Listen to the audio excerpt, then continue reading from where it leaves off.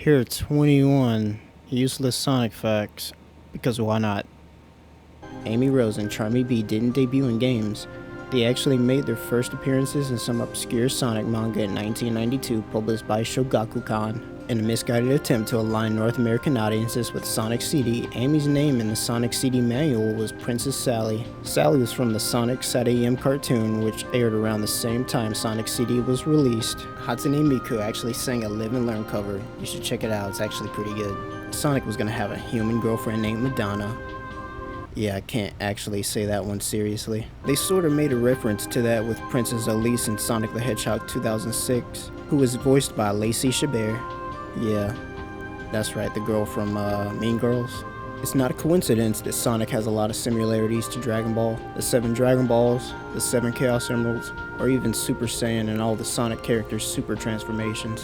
Yuji Naka is a Dragon Ball fan. Shadow the Hedgehog was originally going to be named Terios the Tenrek. And if you're wondering what a Tenrek is, it's this guy right here. Shadow honestly sounds so much better. Not a canon fact, but what the fandom says goes in this community. No arguing. So the fandom has officially made Kill la Kill Shadow's favorite anime. I wonder why. Black Doom from the 2005 Shadow the Hedgehog game and Goku have the same voice actor, Sean Schemmel. Shadow, you seem troubled. You!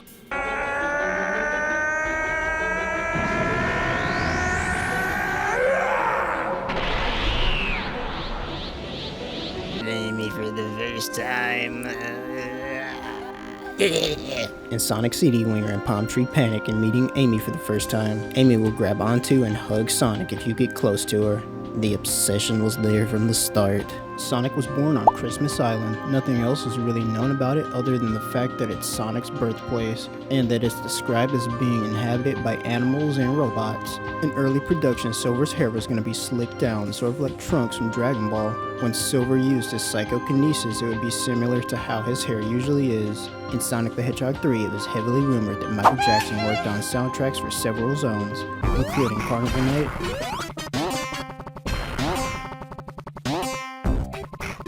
Ice Cap,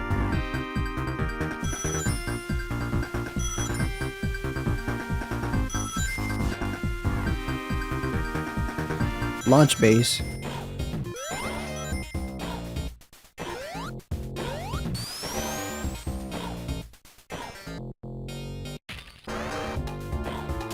the credits,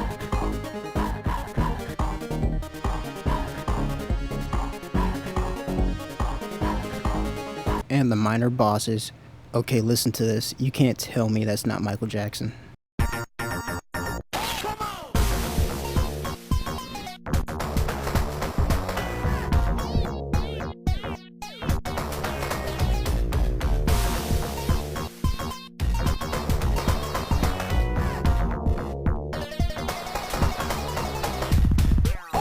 Eggman was originally a top contender to be the mascot for Sega in 1999.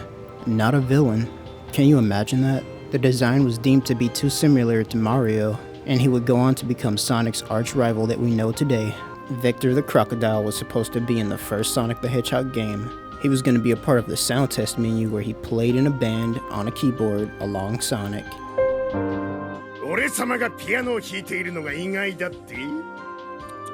Sonic was originally going to be a rabbit who could grab objects with his ears. Because of the technical limitations at the time, the idea changed to animals that could curl into a ball instead, and his name was going to be Mr. Needle Mouse. Or so we thought. Turns out the name Mr. Needle Mouse is actually a mistranslation. Mr. Hedgehog was Sonic's original codename. I don't think I would have been a Mr. Needle Mouse fan. Sonic's height fluctuates in different circumstances, but his official classic height is 3'3", or roughly 100 centimeters tall, and so is the modern version apparently. But I think modern Sonic has to be taller than that. Although the exact number isn't confirmed, there are around 3,405 Sonic characters within the franchise, spanning across the games, the Archie comics, IDW comics, Fleetway comics, one-off comics, and other forms of media like the cartoons. With this upgrade to the Build-It box, I'm able to materialize three-dimensional manifestations of characters from video games. There is a certain princess in a castle I'd like to meet. Sonic the Hedgehog 3 was split into 2 games for 2 reasons. One being that the original Sonic the Hedgehog 3 was too big to fit on a Sega Genesis cartridge. The game ended up being split into two parts, part 1 being Sonic 3 and part 2 being Sonic and Knuckles. The other reason being that Sonic was also tied to a McDonald's promotional campaign and deadlines were tight. McDonald's tasted better back then too.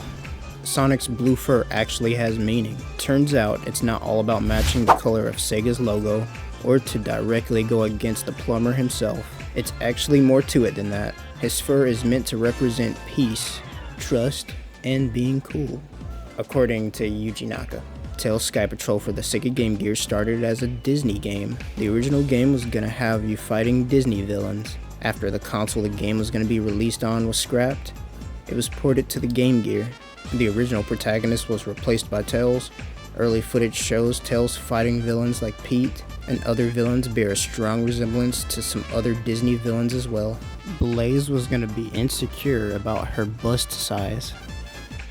Yeah, although this isn't 100% confirmed, apparently in Japanese culture it's a trope to make royalty or princess-like characters insecure about their chest size. To make them more relatable. That is all. Bye!